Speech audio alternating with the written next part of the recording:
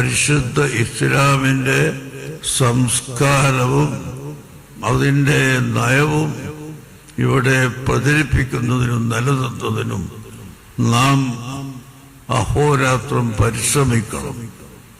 ഇപ്പൊ അടുത്ത ദിവസം സമസ്ത കേരള ജമീയത്തുൽ ഉലമയുടെ ഒരു പ്രമേയം, ഞാൻ ഒറ്റക്കൊന്നല്ല, എല്ലാവരും 40ഓളം വരുന്ന ഉലമാക്കൾ ചേർന്ന മുസാവറയുടെ ഒരു പ്രമേയം, അന്യ സ്ത്രീകളും പുരുഷന്മാരും ഇടകലരുന്ന ഒരു പദ്ധതിയും പാടുള്ളതല്ല എന്ന് മാത്രമാണ് ഞങ്ങൾ പറഞ്ഞത്. എന്നാൽ അതിന് ഇപ്പോൾ നടക്കുന്ന ഏതോ ഒരു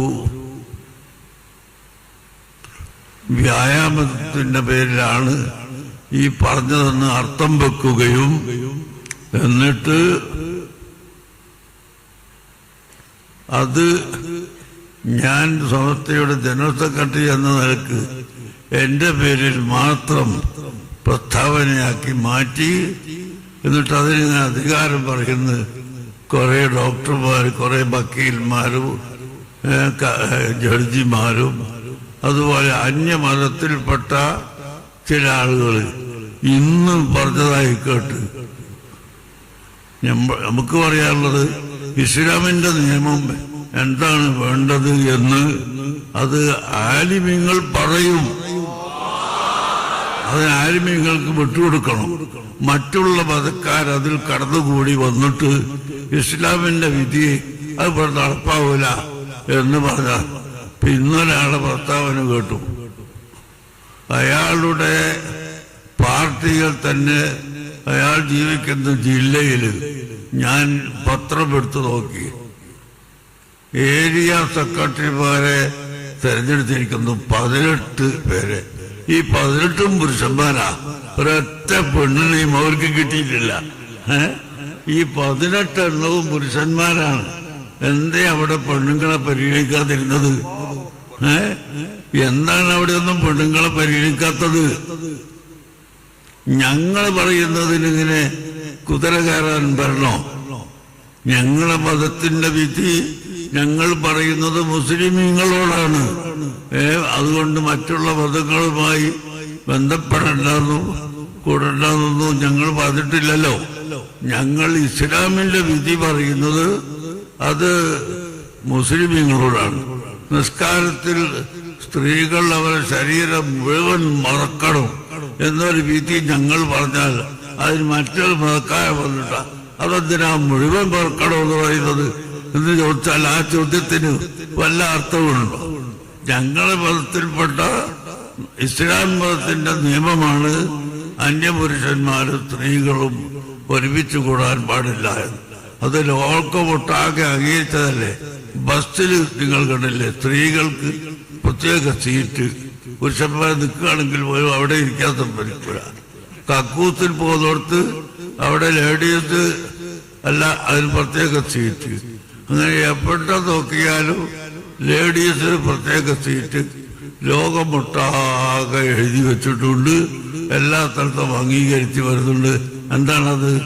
അങ്ങനെ ബസ്സിലും കക്കൂസ് പോകുന്നിടത്തും കുളിക്കുന്നിടത്തും നടക്കുന്നിടത്തും എല്ലാ സ്ഥലത്തും അത് ലേഡീസിന് പ്രത്യേകം, അല്ലാത്തവർക്ക് വേറെ പ്രത്യേകത.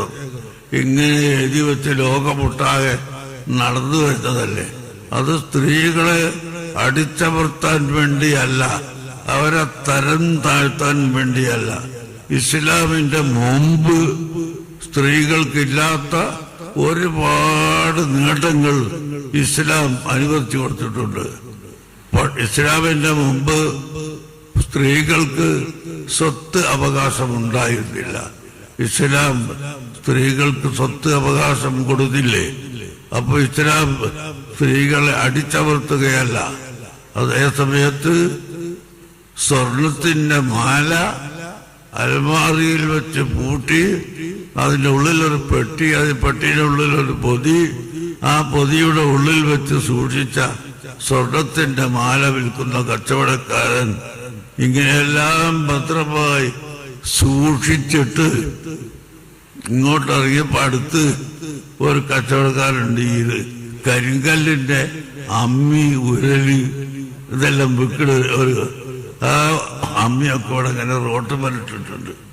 അപ്പൊ ഇയാൾ ചോദിക്കാം, ഈ സ്വർണ്ണ കച്ചവടക്കാരൻ എന്തൊരു വെടിയാണ് ഇത് കണ്ടില്ലേ, ഇവിടെ അമ്മ ഇവിടെ എല്ലാവരും നടന്നു പോകുന്നു, ഇവക്കൂടെ ചവിട്ടി പോകുന്നു.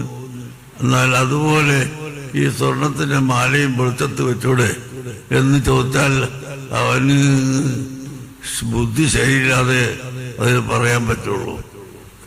കാരണം ഈ മാല ഇങ്ങനെ പുറത്തു വെച്ചാൽ എല്ലാവരും തൊട്ട് നോക്കി അവസാനം വാങ്ങാൻ വരുന്ന ആളുകൾക്ക് ഉപയോഗിക്കാൻ പറ്റാതെയായി പോകും.